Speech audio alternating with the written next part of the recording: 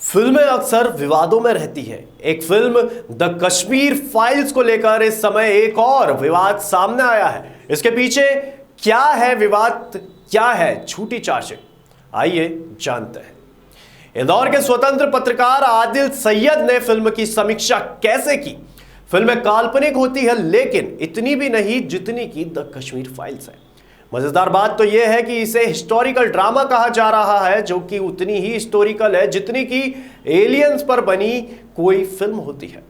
अपने 15 साल के पत्रकारिता सफर में दर्जनों देशी विदेशी फिल्मों की समीक्षा लिखी है, जिनमें पोलैंड में यहूदियों के जोनोसाइड्स पर बनी फिल्म भी शामिल है। लेकिन हिस्टोरिकल फिल्म के नाम पर इतना झूठ किसी फिल्म में नहीं दिखाया गया जितना इस फाइल में है।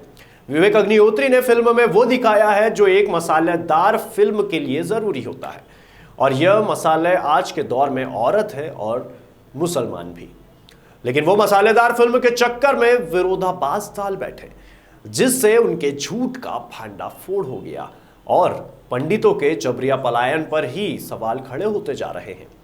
अगर कश्मीरी पंडित को जोर जबरदस्ती से भगाया गया तो आज तक कश्मीर में उनके मकान सुरक्षित क्यों है?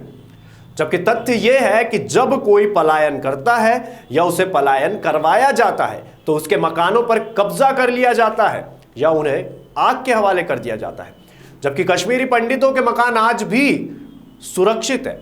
फिल्म के आखिर में जब अनुपम खेर का पोता उसकी अस्थियां उसके घर में उड़ाने जाता है तो मकान सही सलामत पाता है। सवाल यह है कि उनकी सुरक्षा किसने दी? तथ्य यह है कि बहुत से कश्मीरी पंडित अपने घरों की चाबी अपने मुसलमान पड़ोसी को देकर आए हैं। इसी बात का सबूत लाल चौक पर पूजा की सामग्री बेचने वाले की दुकान है। जब 2018 में मैं कश्मीर गया था तो उनसे मैंने हिंदू बनकर बातचीत की थी। उन्होंने तब भी यही कहा था कि जो लोग गए हैं वे अपनी मर्जी से गए हैं।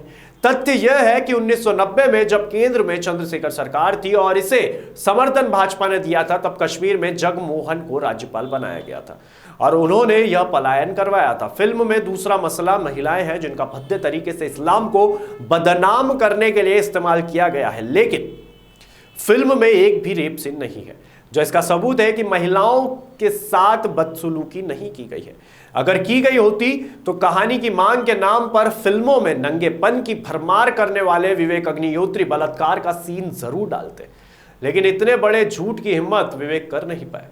फिल्म निर्देशक विवेक अग्निहोत्री के दिमाग खालीपन को भी दर्शाता है और यह भी बताता है कि उसमें रिसर्च बिल्कुल नहीं है, क्योंकि अगर इसमें इस्लाम की समझ, आतंकवादियों के विचारधारा और महिलाओं को लेकर उनके नजरिए से की जानकारी होती तो वे फिल्म में महिलाओं को लेकर वो नारा नहीं लगवाते जो लगवाया गया है।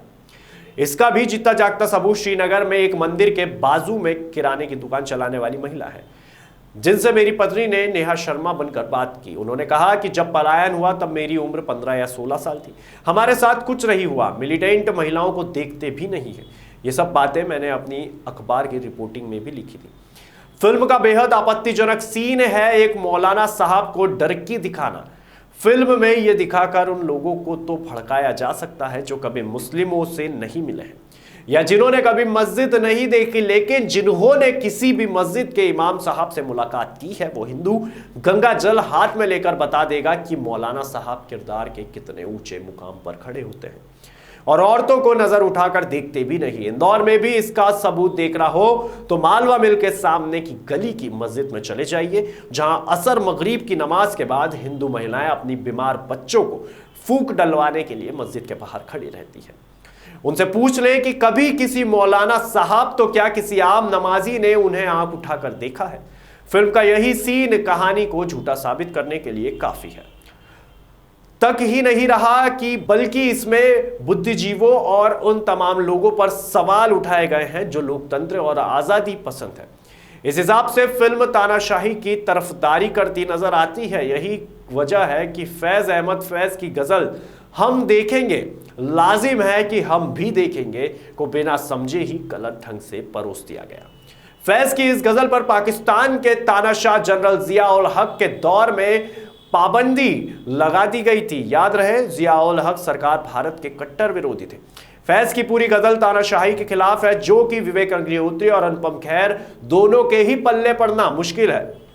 बस उसके उर्दू अरबी शब्दों को लेकर इन्होंने नफरत का ईंधन तैयार कर डाला। इसमें मजेदार बात तो यह है कि फैज नास्तिक थे, उनका धर्म से लेना देना नहीं था, ना ही उनके इस गजल से इस्लाम का कोई सरोकार है, बल्कि इसमें तो कुछ शब्द इस्लामिक सिद्धांतों में भी खिलाफ है। लेकिन कहते हैं ना कि जब आदमी फिजूल की नफरत का शिकार होता है तो उसकी सोचने समझने की ताकत भी जाती है।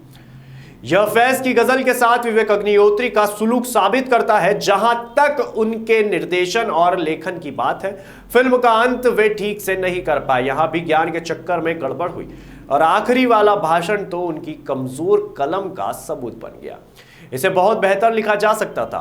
कुल मिलाकर इस फिल्म को बस नफरत फैलाने के लिए ही देखा जा सकता है।